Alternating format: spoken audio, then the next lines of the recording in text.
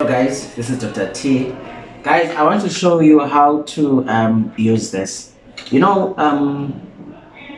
What I've realized that many patients that we see in OPD, they don't know how to use their MDIs, like metered dose inhalers properly, whether it's the Ventez or it's Bakelite. So they don't know. When I get an asthmatic patient or a patient that is has got COPD or COAD, if you may. So when I ask them to demonstrate how to use it, they usually struggle. Like I've seen all kinds of demonstrations, guys. I've seen people who do this. I've seen people do this, who do this. So I'm not exaggerating, guys, but I want to show you, when someone's got an asthma attack or they've got COPD, the medication that we normally give them in the emergency setting when they come in, be it at night or whatever, we usually give them this same medication, Ventez. They don't understand that when you've got this MDI, it's like you have that machine at home because it's the same medication. So if you know how to use it, then you don't really need to come to the hospital, because whatever attack that you get, you can sort of like help yourself. So I want to demonstrate how to use this properly, the steps. I know the steps can be overwhelming because there's lots of them, but you just need to practice them and teach your patients, and I promise you, you won't have issues. Another thing is, patients who are doing sports and all those things, or kids who are doing sports, they don't have to refrain from their sporting activities just because they've got asthma. They can actually use this prior to the exercise, like about 2 minutes, 3 minutes before the exercise. They'll be fine. Okay, the first step is that if it's closed like this, obviously you're gonna have to open it. But if maybe for some reason you lost the cap, before you use it, check inside if there's any foreign body, because if there's something inside there and you start using it, it's gonna go straight to the lungs. So check. And it's also advisable to sort of like blow into the air before you use it, so that you can just take out the dust before you use it. But it's a safe practice to have a cap on at all times, right? Okay, so the way you hold it, you have to put your thumb here and your two other fingers on top like this. I've seen people holding it like this, and I mean different ways, but it's not the right way of holding it. When you hold it like this, you've got more control over the thingy. So what you do, you hold it like that. That's step number one. Know how to hold it. Hold it like this.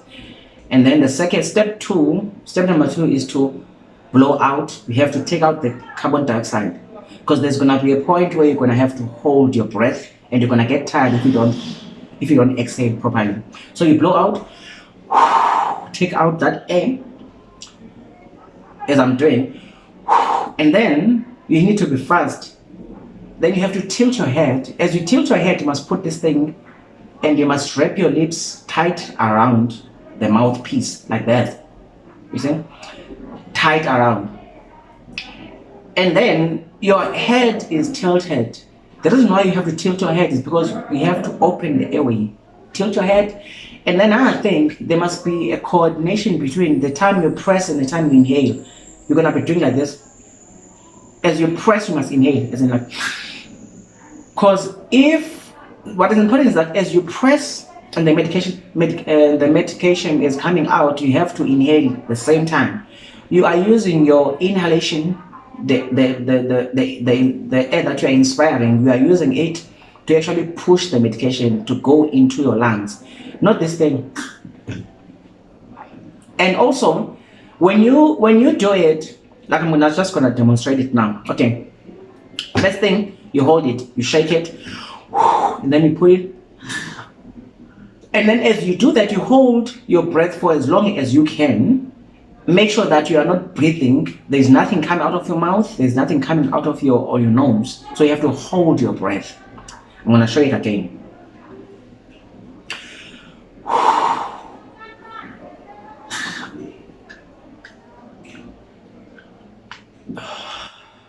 That's your first. When they say 2 puffs PRN or 2 puffs per required need, they mean that you do this entire cycle The first puff is that, and then you take a breath. You take a rest. When you are ready again, you do the same thing. That's the second one. So I'm gonna do it for the last time without interruptions. But remember, the first thing you do, you shake it, you hold it right, and then you tilt your head. And then as you tilt your head, make sure that your lips are wrapped around the mouthpiece, because you don't want any medication to escape through the corners of your mouth. And then you press. So one of the most important things is that you need to tilt your head so that you can open the airway. And also, as you press, this is where most people miss it. As you press, you must inhale. So there must be a very good coordination between your hand and the time you inhale. So straight without talking.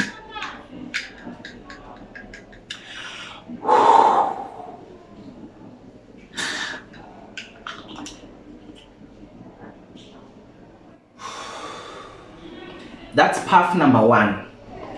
Then you take a breather. And then puff number two, you start the whole thing again. I've seen people doing this. Doesn't work. So you need to make sure that you do it like that. So guys, trust me, if you as a doctor, you know how to do this, you're gonna help your patients, because most of the patients, they don't know how to use this. And yeah, thank you.